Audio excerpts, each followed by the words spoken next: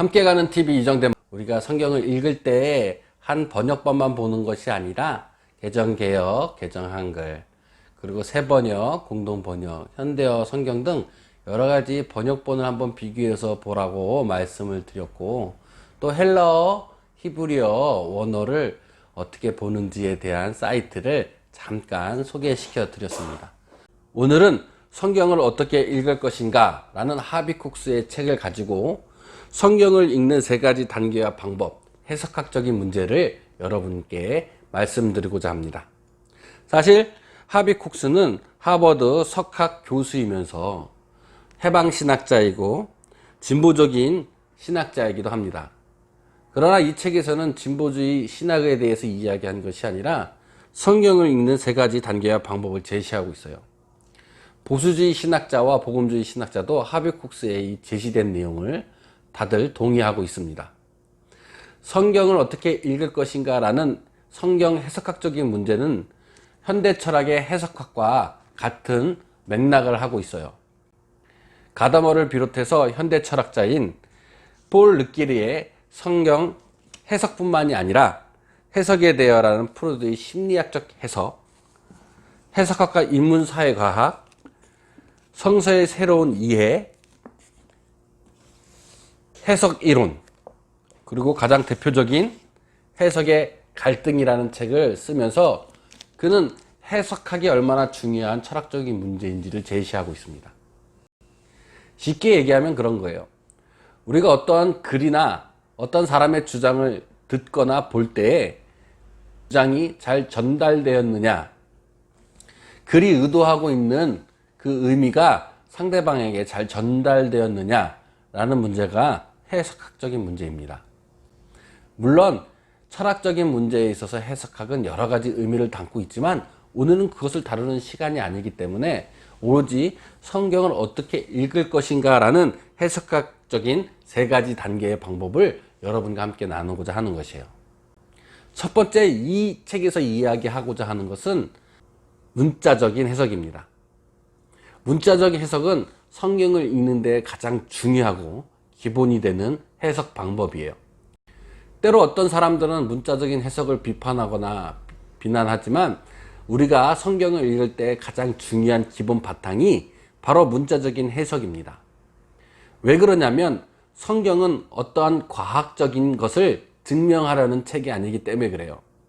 다시 말하자면 성경은 하나님의 존재에 대한 유무를 설명하는 과학서적이 아니라 하나님에 대한 관계를 설명하고 있는 책이기 때문에 그렇습니다.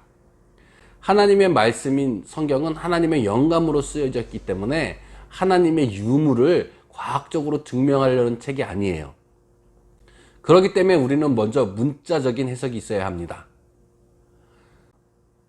노아의 방주 사건이나 홍해가 갈라지는 사건 등 같은 거를 역사적으로 증명하려고 하는 것이 성경이 아니라는 거예요. 성경은 홍해 사건이나 홍수 사건을 통해서 하나님과 우리가 어떻게 관계를 맺고 있는지, 그 사건을 통해서 우리에게 주시는 말씀이 무엇인지를 기록한 책이기 때문에 성경을 문자 그대로 해석하는 것이 그만큼 중요한 것. 두 번째로 성서 비평학을 제시합니다. 사실 성서 비평학이라고 이야기를 들으면 거부감을 느끼시는 분들이 계실지 모르겠지만 성서 비평학은 자유주의 신학이나 인본주의 신학이 아닙니다. 사실 성서 비평학적인 해석을 안 하는 목사님들은 이 세상에 존재하지 않습니다. 복음주의 신학자 또한 보수적인 신학자도 성경이 기록된 연도, 저자의 의도, 그리고 그 시대에 있었던 사람들, 독자층들, 그 문화들을 설명하고 이해하지 않고 성경을 설교하거나 말씀을 전하거나 하지 않습니다. 성서 비평학이라는 것은 무엇이냐면 성경에 기록된 연도, 기록한 저자, 기록하고 그것을 읽는 독자층, 그 독자층의 문화적인 배경 등 또한 성서의 문맥, 단어의 의미, 그리고 헬라어, 히브리어에 대한 이해 등 성서에 기록된 모든 문화적인 배경들 뿐만 아니라 거기에 있는 텍스트에 대한 이해까지도 포함하고 있습니다. 따라서 성서 비평학적인 해석이 우리는 꼭 필요하고, 성서 비평학적인 해석을 통해서 우리가 하나님의 말씀을 올바로 이해할 수 있는 것이에요. 따라서 보수주의, 진보주의 다 떠나서 많은 목사님들이 강단에서 설교하고 선포하거나 평신도들이 성경을 읽으면서 하나님 말씀을 이해할 때 성서 비평학은 가장 중요합니다. 신학교 4년, 대학원 2년을 다니면서 총 6년 동안 신학과 학문을 배우는 이유도 사실 성서 비평학적인 이야기들이 많이 있습니다. 따라서 신학을 하는 이유는 성경을 올바로 해석할 수 있는 해석학적인 능력을 키우는 데 있다고 봅니다. 성서 비평학을 하지 못하고 또한 신학을 알지 못하고 성경을 이해할 수는 없을 거예요.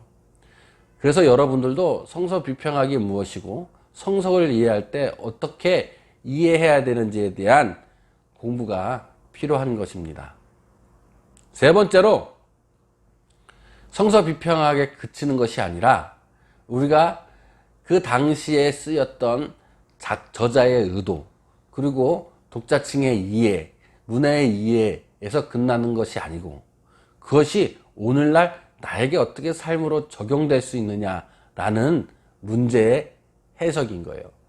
이 세 번째 해석을 하비쿡스는 영적 해석이라고 했고, 현대 철학자에서는 이 해석학적인 가장 중요한 의미를 바로 이 세 번째 해석의 의미를 두고 있습니다. 즉, 어떠한 텍스트를 봤을 때 그 텍스트가 나의 삶 속에 들어와서 내 속에서 다시 재해석해내는 능력을 바로 영적인 해석이라고 할 수 있어요. 다시 얘기하자면 하나님의 말씀이 과거에서 끝난 것이 아니라 현재 나의 삶, 현재 나의 상황 속에서 하나님이 어떻게 나에게 말씀하고 계시는지 내 삶을 다시 재해석해내는 것이고, 하나님의 음성을 내가 다시 들으려는 것을 말하는 것이라고 할 수 있습니다. 여러분, 오늘 세 가지의 의미를 얘기했어요. 성서를 읽을 때 첫 번째 중요한 문자적인 해석, 두 번째 성서 비평학적인 해석, 그리고 마지막 세 번째 영적인 해석을 통해서 성경을 읽을 때 올바로 하나님의 말씀이 우리의 삶 속에서 들어오는 여러분이 되시기를 기도합니다. 유익한 시간이 되었으면 구독, 좋아요, 알람 설정하시고, 다음부터는 문자적인 해석이 어떤 것이었고 또 성서 비평학적인 해석을 통해서 우리가 어떻게 성경을 바라봐야 될지, 다시 내 삶 속에서 어떻게 들어야 할지에 대한 구체적인 이야기들 한번 해보도록 할게요. 그러면 다음 이 시간까지 평안하세요.